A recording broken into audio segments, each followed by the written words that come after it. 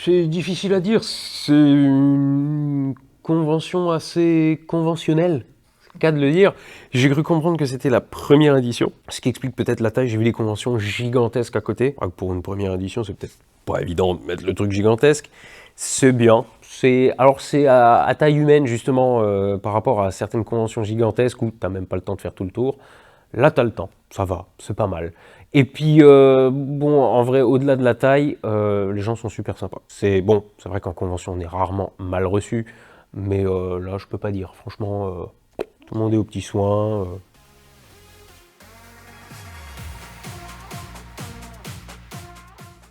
Par rapport à quoi avant? En fait, c'est ça la question. La Vulga, ça fait quelques années maintenant qu'on en a, mais j'ai vraiment l'impression d'une montée du complotisme, en fait. Surtout ça. Et en réponse, bah, faut des debunks. Mais comme je l'ai dit récemment dans une vidéo, le debunk, il existe que s'il y a du bunk, quoi. À un moment, tu peux débunker qu'une connerie. Mais si personne raconte de conneries, t'as rien à dire. Ça m'a franchement gonflé de voir comment l'interview de Thomas Pesquet était récupérée par les complotistes lunaires. Là. Ah, il a utilisé une tournure de phrase, on n'a jamais été aussi loin, machin, donc on n'a pas été sur la Lune. Putain, mais si vous étudiez le plan de vol, les mecs, vous sauriez qu'il a pas dit de conneries. Et en fait, c'est chiant. Moi, à la base, j'avais créé ma chaîne pour parler d'astronomie, mais au final, je passe régulièrement mon temps à remettre l'église au milieu du village. Bon, alors avant de vous parler de la Lune, elle existe. Tu vois, c'est... Et puis après, bon, bah, il y a eu le Covid. Le Covid, ça a été... je trouve une période noire. La montée des complotistes en tout genre, oh là là, c'est pour contrôler les populations, machin. La défiance vis-à-vis de la médecine, la montée des fake news, mais jamais vu. C'était, franchement, c'est pas royal. Comme je le dis souvent, on vit à une période où on a dans la poche un dispositif qui nous permet d'accéder à toute la connaissance du monde, gratuitement, enfin moyennant l'abonnement, mais je veux dire, une fois que tu as ton abonnement, quasi tout est gratos, et tu as énormément de cons qui sont capables de te dire que la Lune est un hologramme. Je sais pas, tu vois, ça me désole quelque part.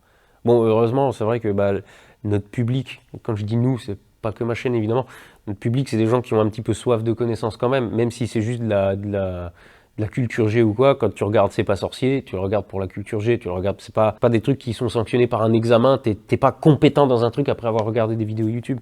Mais le simple fait d'avoir envie dans ton temps libre, quand t'es pas obligé d'apprendre, d'avoir quand même envie d'apprendre, normalement, ça dénote quand même une certaine, tu vois. Et ce qui fait qu'on a quand même un public très agréable en général. Mais c'est vrai que c'est assez désagréable dès que tu parles de la Lune, d'Apollo ou quoi, d'avoir cette petite minorité très bruyante qui vient te dire « Oh là là, complot lunaire, machin ». Quand j'avais fait ma vidéo sur la grippe espagnole, je l'avais diffusée en avant-première, c'était un champ de bataille, le chat. J'ai dû virer je sais pas combien de trolls qui étaient vraiment juste là pour dire de la merde. T'avais des Zemmour présidents, des trucs, des... Mais ta gueule, qu'est-ce que tu fous là? Voilà. Et ça c'est relou. En fait, on n'est pas des profs hein, sur YouTube, dans le sens où on n'a pas ce côté, il n'y a pas d'examen, il n'y a pas de diplôme, machin, mais c'est comme si on était dans une salle de classe, que sur 30 élèves, il y en a 28 qui boivent tes paroles, ils adorent le cours, et t'en as 2 qui gueulent au fond, qui jettent des trucs, et voilà. Ils sont que 2, et ils font chier tout le monde, tu vois. Et le problème, c'est que c'est illégal de les défenestrer. C'est triste. C'est bien tourné, effectivement.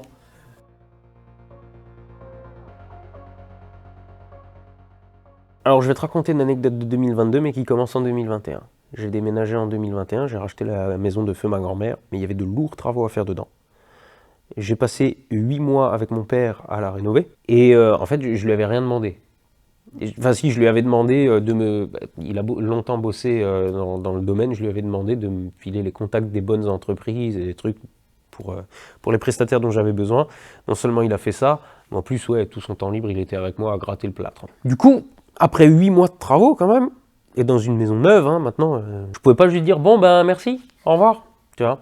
Je me suis dit, il fallait au moins que je lui fasse un cadeau à la hauteur du... Résultat, j'ai rappelé quelques numéros que j'avais encore de mon vol 0G, et je lui ai trouvé une place dans un vol, donc je lui payais, hein, mais c'était pas évident de trouver une place. J'ai eu la place, et donc en février, je suis allé faire une vidéo avec lui où il allait faire son vol 0G. Je voulais que ce soit une surprise, mais c'était pas possible, parce que il fallait quand même... Enfin, au moment où je lui ai annoncé, mais après, il fallait quand même faire tout un tas de démarches, ce qui fait que je pouvais pas le mettre au pied de l'avion, et tiens, ça, c'était pas possible, j'aurais bien aimé. Mais... Et donc, ouais, c'est pas la meilleure vidéo de ma chaîne, dans le sens où il y a des trucs plus putaclic, plus intéressants, plus tout ce que tu veux. Mais j'étais content de voir sa tronche sur les caméras dans l'avion et de voir qu'il a vraiment pris son pied. Voilà. Je me suis dit que je lui devais au moins ça, quoi. Et du coup, c'était en février de cette année. C'est à Bordeaux. Alors, en fait, ils sont tous à Bordeaux, mais je crois qu'il y en a quelques-uns en Allemagne aussi. Mais ils déplacent l'avion, ça. Donc voilà, Bordeaux. C'était nettement le plus simple.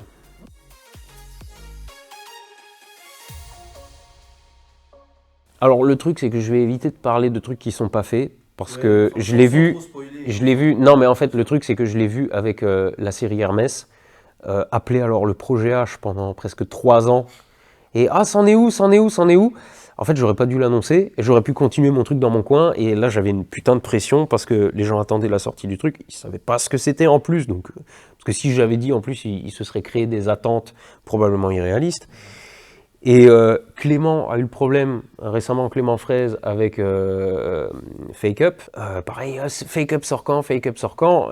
T'as une pression de dingue quand les gens savent qu'il y a un truc en route. Donc j'ai quelques projets que je vais pas annoncer pour pas me mettre la moindre pression. Tout ce que je peux te dire qui est déjà prévu, c'est qu'avec Yann de 12 par sec, on part aux Antilles le mois prochain.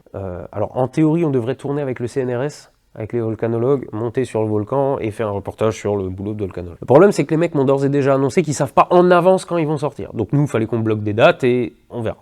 Si la météo est trop dégueulasse, s'ils peuvent pas, s'ils ont autre chose, s'ils montent pas ou quoi.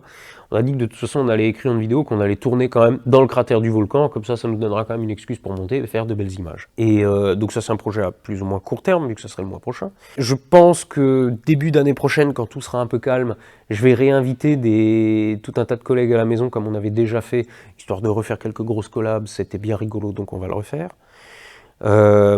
S'il y a un truc, j'ai regardé quelques vidéos de... Comment il s'appelle ? Veritasium. Et le mec, ça fait... à un moment, il avait commencé à stagner sur YouTube et du coup, il avait essayé de craquer l'algo YouTube, quoi. Il en est arrivé à la conclusion, et ça a l'air de marcher pour lui, que faut vraiment faire du putaclic. Alors du putaclic honnête, hein, comme j'ai toujours dit, bon, mais il y a des méthodes. Il faut poser des questions plutôt que machin. Il a fait plein de tests. Et la fin d'année, dès que j'ai un peu le temps, je vais faire ça.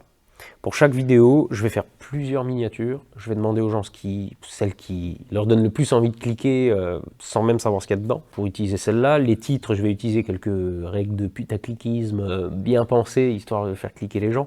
Et je vais aussi probablement revoir mes vieux titres et mes vieilles miniatures de la même manière, histoire de redynamiser le truc. Parce que la chaîne est toujours en croissance, mais c'est vrai que ça a vachement ralenti, quoi. Et donc il est temps de relancer un peu la machine.